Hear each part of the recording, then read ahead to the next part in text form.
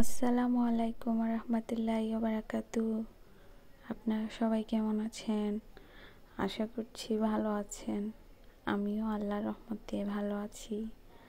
আজকে আমি আপনাদের সাথে শেয়ার করব সিম আলু দিয়ে আর ডিম দিয়ে ভাজি।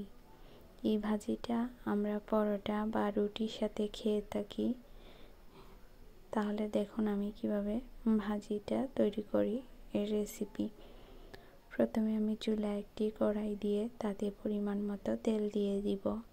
তেলটা গরম হয়ে আসলে আমি এখানে কিছু কাটা পেঁয়াজ দিয়ে একটু সময় নাড়াচাড়া করব।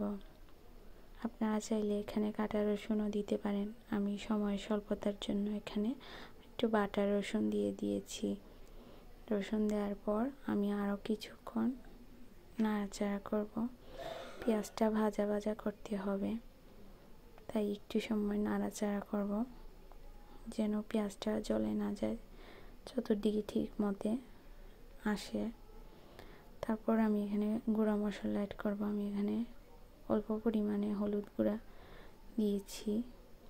হলুদ গুঁড়াটা ভালোভাবে মেশাবো চামচের সাহায্যে। এরপর আমি এখানে কিছু কাঁচামরিচ ফলি দিয়ে দিলাম।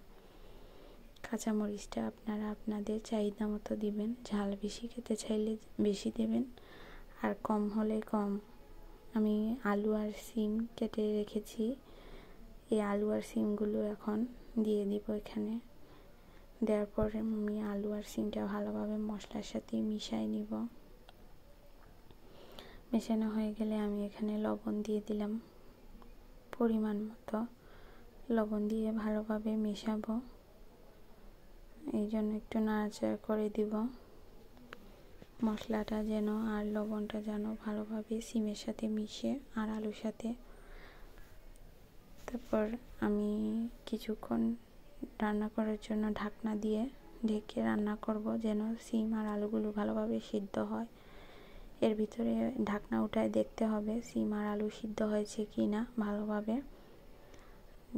আমি দেখলাম যে একটু পানি বের হয়েছে, কিন্তু সিম আর আলুগুলো সিদ্ধ হয়নি। এই জন্য একটু নাড়াচাড়া করে দিয়ে আবার ঢাকনা দিয়ে ঢেকে রান্না করব সেদ্ধ হওয়া পর্যন্ত।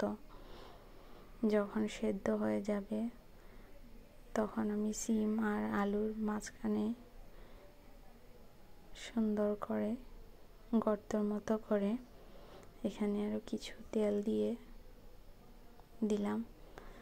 তেল দেওয়ার পর আমি এখানে একটা ডিম ভেঙে দিয়ে দিব। ডিমটা দেওয়ার পর নাড়াচাড়া করে ডিমটা ভালোভাবে ফেটে নিতে হবে আর ভাজির সাথে মিশিয়ে নিতে হবে। এই যে দেখুন আমি কিভাবে মিশাচ্ছি। এখন আমি অনর্গল নাড়াচাড়ার উপরেই থাকতে হবে, না হলে ডিমটা নিচের দিকে জমে যাবে আর ভাজিটা জ্বলে যাবে। এই জন্য ডিমটা ভালোভাবে সিম আলুর সাথে মিশিয়ে নিব, মানে ভাজির সাথে ভালোভাবে মিশে যায়। ডিমটা যেন চাকা চাকা না হয়ে থাকে, সেই জন্য চামচের সাহায্যে ভালোভাবে নাড়াচাড়া করে দিয়েছি। এই ভাজিটা আপনারা সকালে বা সন্ধ্যাবেলা যখন ইচ্ছা খেতে পারেন, পরোটা বা রুটির সাথে। এরপর আমি এখানে কিছু ধনেপাতা দিয়ে দিয়েছি। ধনেপাতাগুলো ভালোভাবে মিশিয়ে নেব ভাজির সাথে। এভাবেই হয়ে যাবে আমার ভাজিটা।